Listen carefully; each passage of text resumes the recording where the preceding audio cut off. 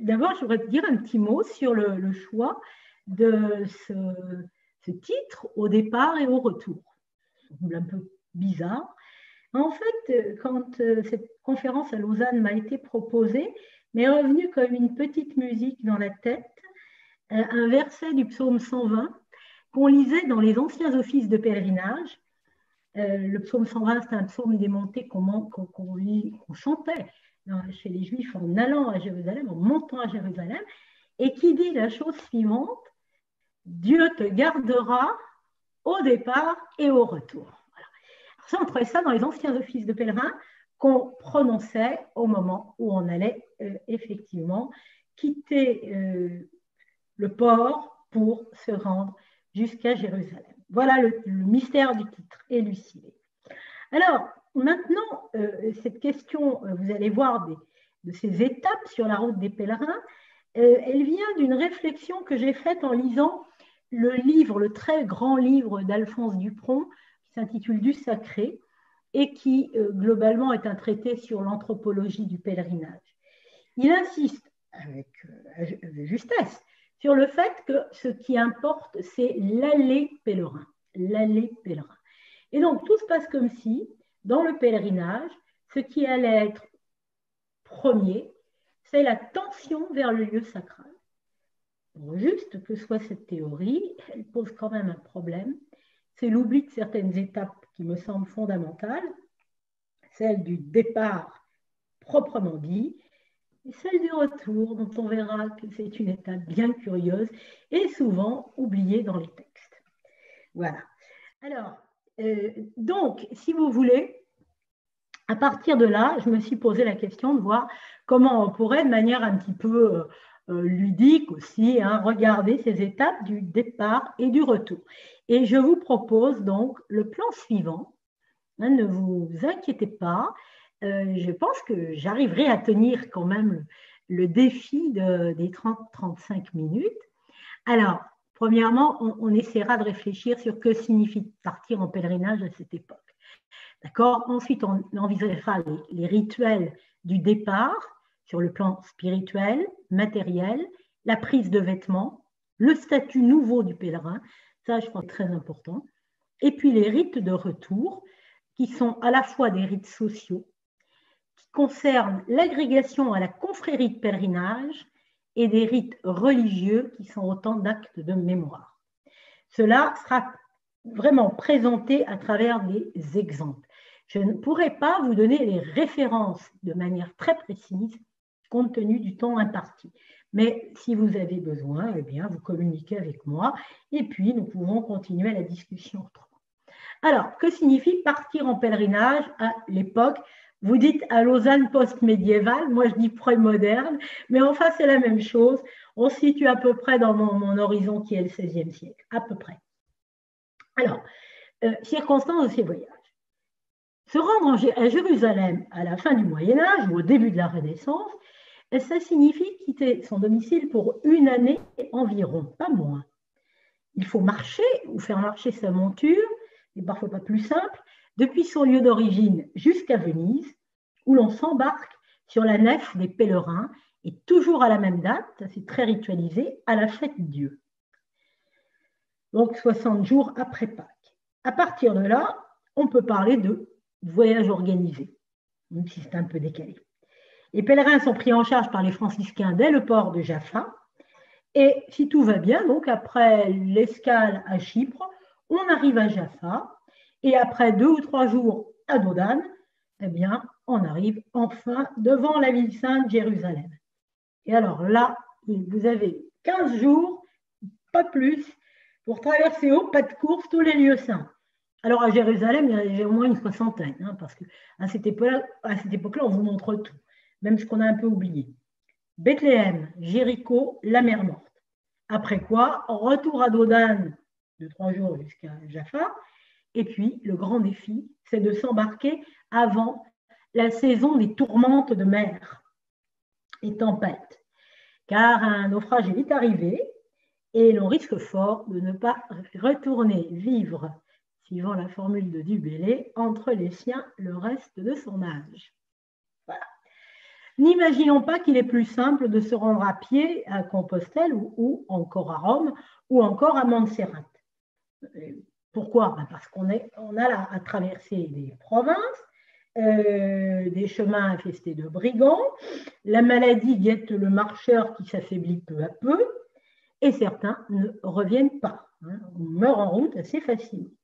Mais au risque de choquer mon aimable compagnie que je rêve de voir, eh bien, je dirais, avec les pèlerins, ce n'est pas important, ce n'est pas grave. On ne rentre pas, ça ne fait rien. Pourquoi? Parce que le pèlerinage n'est pas une promenade de santé. Ce n'est pas non plus une escapade de vacances.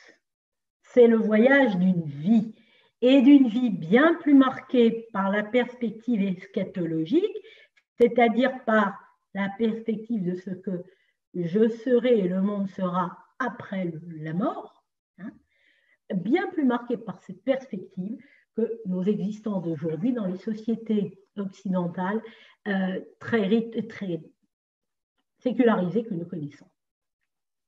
Ne l'oubliez pas, le pèlerinage était tenu pour une œuvre, enfin, c'est une question qui est discutée d'ailleurs, mais disons que pour beaucoup, le pèlerinage était une œuvre propice au salut et l'expérience du pèlerinage est une manière d'intérioriser la condition de l'homme sur la terre, comme le dit la première épître de Pierre, comme un étranger et homme de passage. D'accord?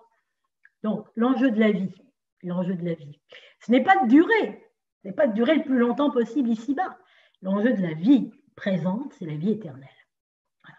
Et le pèlerinage est un des moyens pour y parvenir. J'arrive au point 2, les rituels du départ. Alors, où est-ce que j'ai pu repérer ces rituels? C'est simple, c'est dans les avis au lecteur qui précèdent les relations de voyage.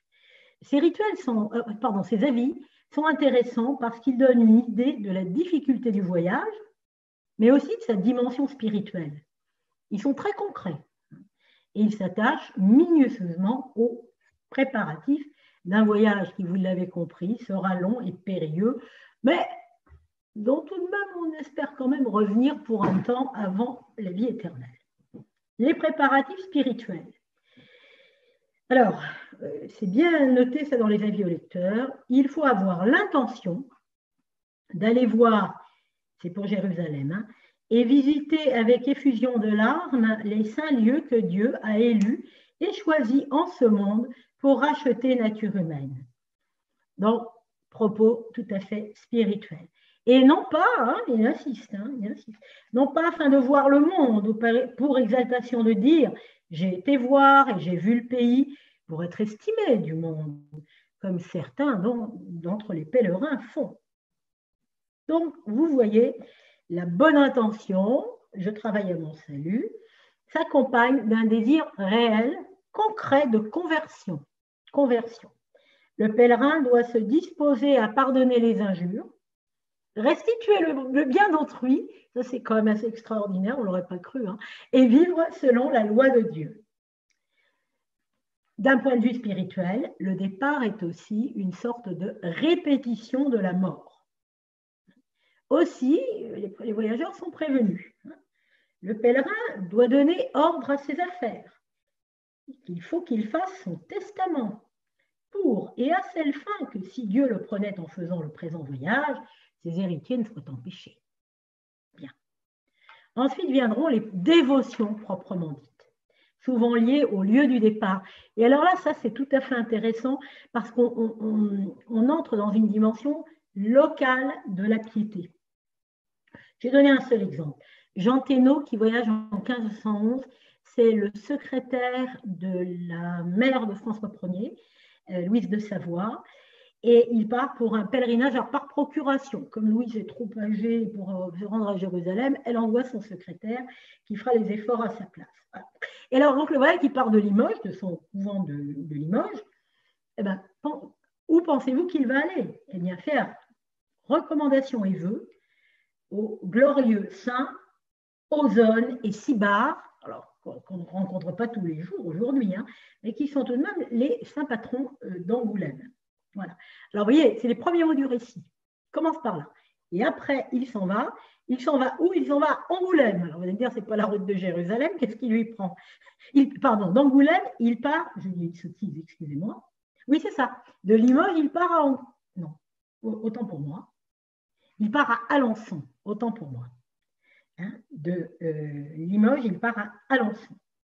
Et là, il va prendre congé de Madame de Savoie. Il va obtenir son autorisation formelle, ce qui n'est pas si formel que cela, dans la mesure où, pour partir en pèlerinage, il faut toujours être autorisé par un supérieur, qu'il s'agisse du supérieur du couvent, de l'évêque, ou bien vous le voyez là dans un rituel plus laïque, de la dame à laquelle il est attaché. Donc, formalité de mise en congé. On arrive aux préparatifs matériels. Alors, que mettons dans les valises d'un pèlerin à cette époque? Eh bien, c'est à Venise qu'on fait son petit marché, car Venise est une plateforme commerciale où on trouve tout, et surtout, on ne va pas aller se charger au moment où il faut marcher pendant des centaines de kilomètres. Donc, on attend d'être à Venise. Et alors, vous allez voir la liste, c'est assez intéressant. On prévoit une robe fourrée pour le retour, quand il va faire froid. Item, des chemises, beaucoup, pour éviter les poux et autres immondices qui croissent dans la nef des pèlerins. Mais il faut aussi prévoir le nécessaire pour la traversée. Item, des nappes, serviettes, oreillers, linceux, une sclavine, c'est-à-dire une couverture pour se couvrir et pour dormir à l'air. Item, un matelas au lieu d'un lit, un coffre long pour serrer ses besognes, 2 barils, un pour mettre vin, un haut. Et on ajoute la nourriture. Qu'emporte le pèlerin à manger pour l'épreuve du passage sur la mer? Fromage lombard, donc le nord de l'Italie, saucisses, langue de bœuf et autres salures. Item du biscuit blanc avec pain de sucre et confiture. Puis viennent les remèdes. Il vaut mieux prévoir. Force julep, c'est une sorte de sirop, je cite, qui tient l'homme en vie en extrême chaleur. Et puis du gingembre, une potion digestive et antivomitive, du cotignac, de la pâte de coin, et du clou de girofle. Et avec tout ça, on doit y arriver. On doit arriver jusqu'à Jaffa. Ces indications, qui peuvent nous sembler un peu amusantes et folkloriques, donnent évidemment une idée de la difficulté pratique du voyage, qui est une véritable épreuve corporelle, ne l'oublions pas. La grande peur des pèlerins, c'est de finir au ventre des poissons. Ceci explique qu'on ne compte pas beaucoup de pèlerins de plus de 60 ans. Dans tous ceux que j'ai vus, je me souviens d'un seul. À côté des nécessaires préparatifs, existent aussi des rites précis, et notamment en la cité de Venise. Alors voilà la nef des pèlerins, vous voyez, enfin, à peu près à quoi ça pouvait ressembler. Notez bien qu'elle porte la croix au mât et puis l'enseigne de la croix de Jérusalem. Voilà. Et voici donc, parmi les rituels de départ, la prise de vêtements du pèlerin. Alors, le pèlerin va revêtir un vêtement brun, c'est ce que nous disent les textes, mais cette image est malheureusement insuffisante.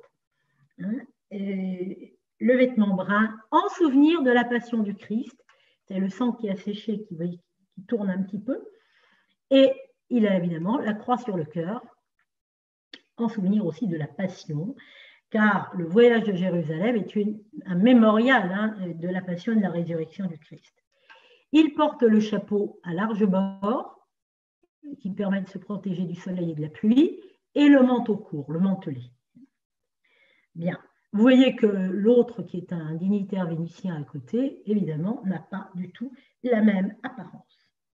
Changer de vêtements, ce n'est pas seulement se prémunir contre les intempéries, mais c'est vraiment accéder à une autre identité.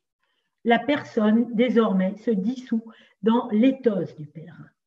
Mais accédant à une autre identité, le pèlerin se voit aussi protégé par son statut, notamment quand il s'agit de traverser des frontières ou d'affronter des périls. Son vêtement est une sorte d'enseigne, un signe, comme aujourd'hui. Alors, un résidu de cette affaire-là, c'est la coquille des jacquères, qu'il porte toujours quand nous les croisons, nous, sur la route qui passe devant chez nous et qui mène à Compostelle. J'arrive maintenant alors à quelque chose de beaucoup plus nouveau, je dirais, dans la mesure où je vais revenir sur l'intérêt de ce document. Je voudrais évoquer avec vous le statut nouveau que représente le fait d'être pèlerin. Quelques récits, il n'y en a pas tant que ça, hein, mais rapportent les cérémonies qui précèdent l'embarquement à la fête Dieu à Venise. Et alors là, c'est extraordinaire, parce qu'une procession à Saint-Marc, à la basilique Saint-Marc, rassemble tous les dignitaires de la cité, doge en tête, avec les confréries. On représente, alors on a des chars qui circulent avec des histoires saintes, vraiment représentées de façon très concrète. Et puis ensuite viennent les congrégations religieuses. Et enfin, avec les dignitaires, les pèlerins. Alors le manuscrit que je vous présente, de Lambert d'Armont, qui est conservé à la Bibliothèque royale de Bruxelles, eh bien, qui est surtout intéressant pour son iconographie. Le texte est beaucoup plus compliqué. Mais l'iconographie représente, vous voyez ici, la procession des pèlerins quand ils vont à Jérusalem. Et vous voyez que tous les dignitaires, bon, avec la musique, hein, se trouvent précédant les pèlerins, accompagnés par un dignitaire de la ville. Hein. Vous pouvez regarder la frise, c'est comme cela tout le temps. Même une femme et son enfant, là. Bon. Et puis, donc, ils sont reçus en grande pompe, d'abord à Saint-Marc, puis, alors, explique un... Alors, attendez, c'est Don Louvent. Don Louvent, qui est un bénédictin qui voyage en 1531, il explique que le doge accueille les pèlerins dans son palais et qu'il les reçoit personnellement. Il tendit la main à chacun des pèlerins, nous mîmes notre main dans la sienne, et il dit à chacun de nous que Dieu vous donne bon voyage.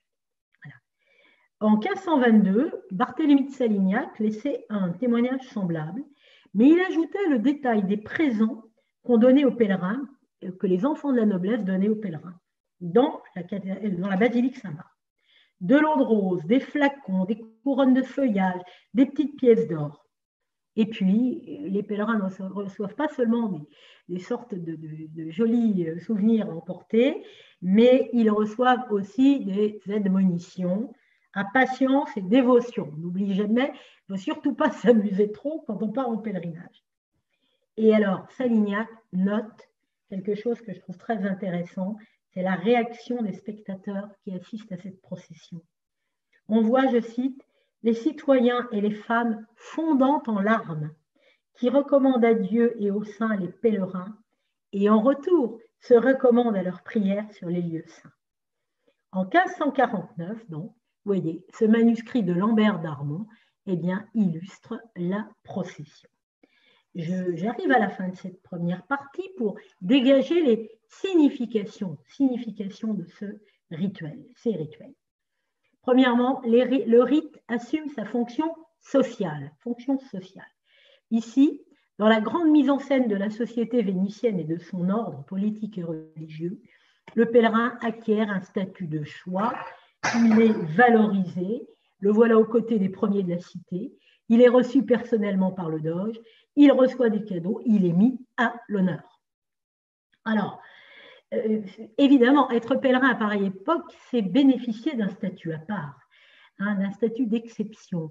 On retrouve cela aujourd'hui encore, alors dans un autre horizon culturel et religieux, mais dans l'islam. Les pèlerins qui rentrent de la Mecque ne sont plus seulement désignés par leur prénom et leur nom, mais par Hadji. Ils sont devenus sanctifiés, c'est ça, sanctifiés par le pèlerinage. Et à ce moment-là, distingués par ce titre de Hadji, ils vont, pour les hommes, modifier l'apparence physique, peuvent porter le turban et teindre la barbe au henné en souvenir du prophète. Alors, ça nous donne une petite idée quand même, vous voyez, de l'intérêt, hein, de ces rites pour comprendre la signification du pèlerinage. Deuxièmement, le rite assume sa fonction d'intégration symbolique. Vous voyez que le pèlerin n'est pas un être détaché. Il arrive à Venise, il ne connaît personne, et vous voyez qu'il est reçu véritablement comme partie prenante de la communauté ecclésiale. C'est le sens de ces prières que l'on échange. Et s'il n'en était pas ainsi, on ne voit pas pourquoi son départ susciterait une telle émotion. Il y a même un petit détail qui nous est donné par Don Louvent, le bénédictin, qui précise, alors vous allez voir, c'est un concret un peu trivial quand même. Hein. Vous voyez, chacun porte le cierge. Hein, là, voilà, ils ont le cierge. Alors, les pèlerins vont pouvoir garder leur cierge, mais les dignitaires, eux, vont devoir le rendre à la sortie pour qu'ils resservent. Et il précise, Don Louvent, que ce cierge avait été fait aux frais de la cité. Aux frais de la cité. Et il est offert aux pèlerins. Vous voyez, là, le cierge emporté par le pèlerin, il a, d'une certaine manière, une fonction métonymique. Hein, métonymique. C'est toute la communauté qui part avec le pèlerin en pèlerinage à Jérusalem. Donc, vous voyez que l'être pèlerin, c'est autre chose simplement que l'aller et le retour d'un simple individu, fût-ce jusqu'au tombeau du Christ. Troisième et dernier point, celui-là ira très vite, le rite assume sa fonction régulatrice, dans la mesure où il oriente les réactions et les pulsions du sujet en rappelant que le pèlerinage est une épreuve et un moyen de croissance spirituelle. Il est temps de passer au rite du retour. Alors, logiquement, on devrait retrouver des constantes entre les rites de l'aller et du retour. Ça devrait marcher.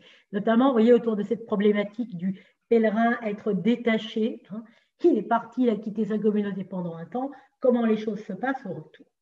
Et donc, voyons ce qu'il en est de ces rites sociaux que sont les retrouvailles et la réintégration à la société d'origine. Le retour va manifester l'attachement à la communauté qui avait été quittée. D'une manière curieuse, cette phase est très souvent escamotée dans les récits. Je vais vous donner encore l'exemple de Jean Thénault, hein, pas diluer le corpus. Je vais vous lire la dernière phrase de son récit. Je vous rappelle qu'il est parti d'Angoulême. Hein. Nous franchîmes le canal de Saint-Marc et nous jetâmes l'ancre non loin du palais. Eh ben, on reste en rade à Venise, si j'ose dire. Hein. Vous voyez, le récit reste en rade à Venise, alors que le pèlerin rentre. Mais c'est dans les manuscrits. Alors, les manuscrits sont intéressants parce qu'ils développent des formules de récits beaucoup moins stéréotypés, vous voyez, que les récits imprimés. Et Anne-Sophie Germain, qui les a étudiés, eh bien, signale dans le récit de David Villars, en 1548, un épisode intéressant. Villars fait ce qu'on aurait attendu de Thénault. Il achève le pèlerinage dans le sanctuaire où il l'a commencé, à la Sainte-Épine de Valenciennes, au couvent franciscain. Puis elle remarque un ordre dans les retrouvailles. Le pèlerin est d'abord accueilli par la ville tout entière. Quand il arrive, alors d'abord, son arrivée était comme annoncée. Parce qu'à une quinzaine de kilomètres, il a rencontré des gens qui se rendaient dans sa ville d'origine. Il dit, dis-leur bien que j'arrive. Alors on prépare des tas de choses. Et la cité l'accueille en grande pompe, hein, avec des banquets, une entrée à l'église, des cérémonies qui attirent des foules, à une époque où de fait, on n'avait pas énormément dans le cours des jours, d'occasions, d'exceptions comme cela. Dans un second temps, le pèlerin va retrouver sa sphère privée, familiale. Ce que l'on peut noter, hein, c'est que le corps social tout entier, finalement, retrouve son intégrité avec ces pèlerins qui rentrent, et il s'enrichit d'un surplus d'être avec l'apport de ces pèlerins qui ont vécu une expérience de sanctification au-delà de l'ordinaire. C'est tout à fait intéressant de voir comment on est dans des sociétés très solidaires, hein, au plan de leur structure, très, très solidaires. Ce n'est pas du tout le règne de l'individu. Alors, du coup, on comprend mieux pourquoi ces rites s'accompagnent de l'agrégation à des confréries de pèlerinage. Et aujourd'hui, on n'a pas idée du dynamisme de ces sociétés pieuses à cette époque. Je ne vais prendre, alors, qu'un exemple, un seul, je réduis, hein, celui de la confrérie de Saint-Jacques à Limoges, une confrérie de pèlerins. En 1596, tout ce beau monde représente une tragédie en vers sur le sujet de Saint-Jacques, évidemment. Bon, alors c'est intéressant, c'est une forme archaïque parce que c'est quand même un mystère, mystère qui n'est plus du tout en vogue à l'époque, hein. Mais ce n'est pas grave parce que de toute façon, il ne s'agit que de parler par les pèlerins de Compostelle, les 22, hein, 22 pour la représentation, à la communauté de leur Limoges, et il s'agit ensuite alors de faire imprimer le livre.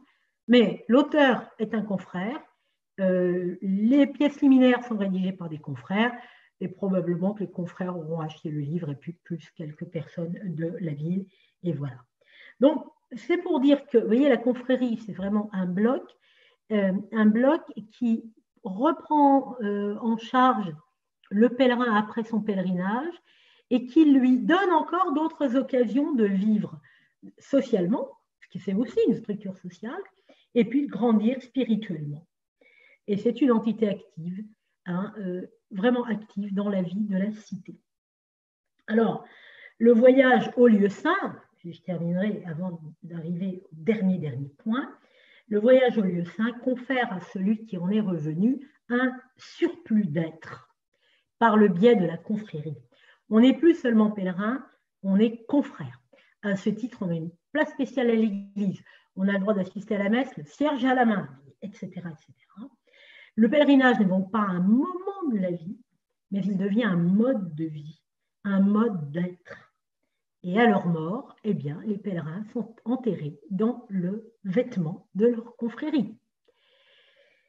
Il est temps de terminer avec quelque chose de tout à fait intéressant qui va quitter alors les témoignages textuels et qui va nous projeter pas très loin d'ici, à 65 km de Paris.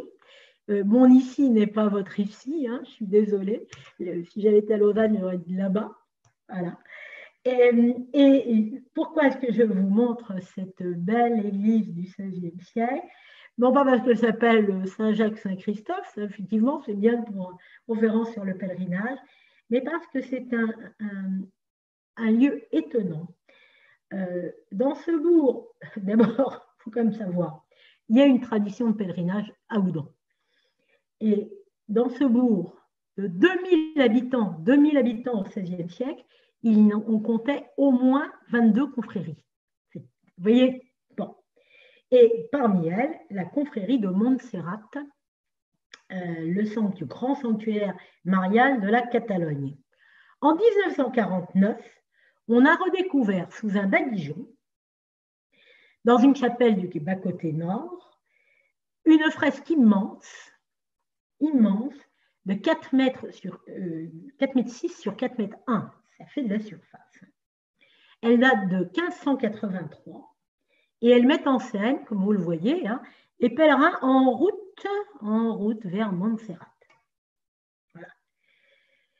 Ou dans Montserrat, c'est 900 km à pied. Mais il y avait de quoi partir parce qu'en 1583, les temps ne changent pas, une épidémie de peste sévissait sur toute la région. Et à ce moment-là, eh bien, on avait multiplié les processions hein, jusqu'aux villes comme Pontoise. Mais de là à éclater le fléau, ça n'avait pas marché. Alors, 31 paroissiens se sont lancés dans l'aventure du pèlerinage jusqu'à Montserrat pour écarter le fléau. Alors, la question, c'est pourquoi Montserrat? Je vais donner 2 ou 3 hypothèses, mais je ne m'arrêterai pas là-dessus. La première, c'est que c'est un des sanctuaires mariaux les plus en vogue à la Renaissance, après Notre-Dame de Lorette, en Italie.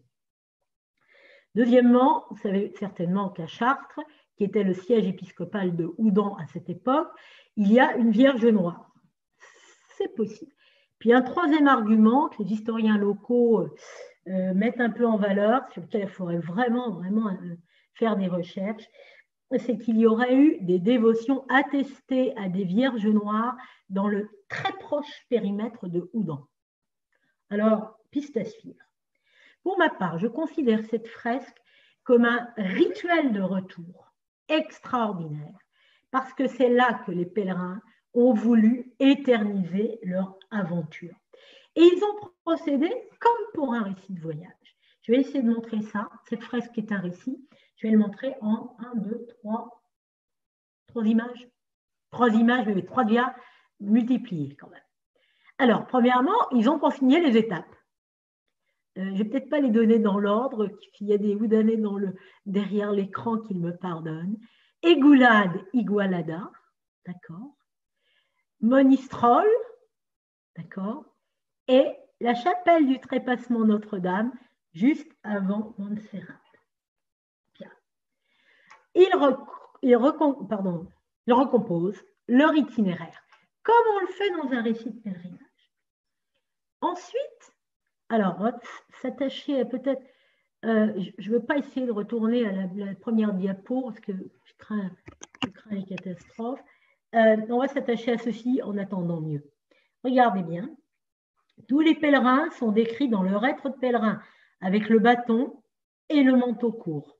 Bon, là, ils ne portent pas de chapeau, me direz-vous. Ben oui, mais c'est parce qu'ils sont devant la chapelle et qu'ils ont déposé le chapeau, par souci de respect.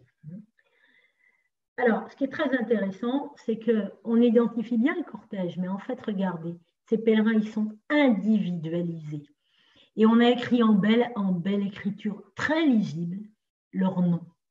Vous voyez? Donc, ils sont véritablement éternisés. On peut faire la litanie des pèlerins de Montserrat. Ensuite, ces pèlerins individualisés, alors on trouve des hommes, on trouve des femmes aussi, il y a tout un groupe de femmes. Et ici, on voit qu'elles portent le rosaire. Elles portent le rosaire. Et bon, le chapeau différent, la jupe, etc. Et on trouve même un unijambiste. Ah, excusez-moi, voilà. Un unijambiste qui cède de sa canne pour avancer. C'est un voyage à 4 pattes, si j'ose dire. Une jambe, un pilon, une canne et un bâton.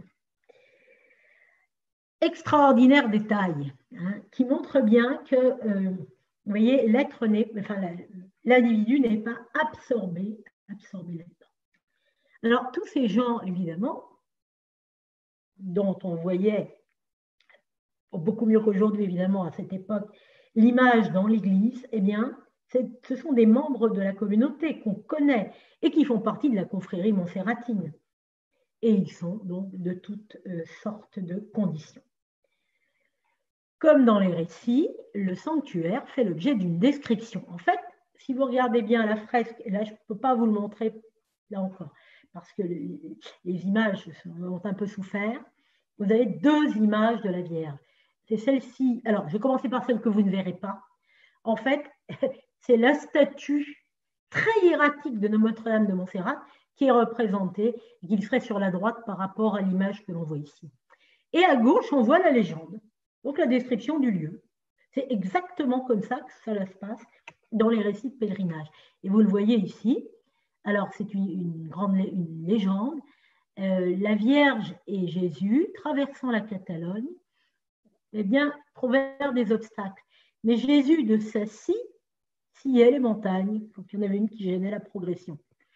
Et donc, eh bien, on retrouve l'étymologie de Montserrat, le mont scié. Vous voyez, c'est extrêmement pédagogique et ça fonctionne vraiment comme le récit de pèlerinage. On décrit le lieu, on raconte les étapes, on précise qui fait le pèlerinage. Et vous l'aviez vu, la route était elle-même figurée par ce chemin qui serpente et qui monte, qui figure la longue marche de ceux qui progressent d'un même élan vers le sanctuaire espéré. Ce qui est très touchant aussi, alors c'est vraiment dans le détail, c'est de voir que ces figures, tous ces pèlerins sont animés. Ce sont des corps en mouvement. Ils ne sont pas du tout statiques. D'accord? Pourquoi? Eh bien, parce que le pèlerinage, c'est véritablement un élan. Alors, ce qui est de très étonnant à Houdan, encore peut-être plus que la fresque, je dirais, mais là, il faudrait vraiment que je retravaille sur cette question, c'est de voir combien cette œuvre de mémoire, une confrérie de pèlerins, pour un pèlerinage de 1583, eh bien, elle a perduré. Et comment ceux qui ont fait le pèlerinage ensuite, eh bien, se sont fait représenter à leur tour à d'autres endroits à d'autres endroits de la chapelle, voire de l'église. Ici, c'est un peu à l'extérieur, hein, sur un pilastre juste à l'extérieur, à l'entrée de la chapelle. Et vous voyez qu'on a affaire, le style est intéressant, plus du tout la même chose. On a affaire à une peinture qui montre un abbé de la fin du XVIIe siècle, 1672. Et vous voyez que les traits sont bien moins stylisés que dans la grande fresque qui est un témoin d'art populaire. Ici, on a vraiment affaire à un, et je dirais même deux portraits. Si vous voyez bien, derrière le bâton, il y a une deuxième figure. Voilà. Donc, je conclus très rapidement sur cette question des rites du départ et du retour et sur la thématique que je lançais en commençant, à savoir qu'est-ce que ça nous dit de la mentalité prémoderne. Alors, premier élément, ça va de soi. J'espère avoir montré l'importance de l'entreprise pérégrine qui se traduit à travers ces rites. L'entreprise de pèlerinage est assumée par la communauté qui multiplie les rites d'attachement pour empêcher le péril de se perdre en voyage que pourrait susciter cette longue traversée de l'espace. Mais ce qu'il faut noter aussi, c'est que cette importance du pèlerinage comme action, elle se retrouve dans les rites de valorisation du pèlerin, qui est moins héros. Ça, je crois qu'il faut bien insister là-dessus. Ce ne sont pas des gens qui font un exploit, moins héros qu'intermédiaires pour tous auprès du ciel. Ils mettent ces rites en évidence des systèmes de solidarité sociale où l'individu ne saurait être oublié, mais non plus considéré comme une fin en soi. Ces rites traduisent une spiritualité qui innerve la vie dans son entier. Une vie qu'on pourrait représenter comme ouverte et orientée vers un au-delà de soi et un au-delà du monde présent, dans l'attente de la vie à venir. Je vous remercie pour votre écoute attentive.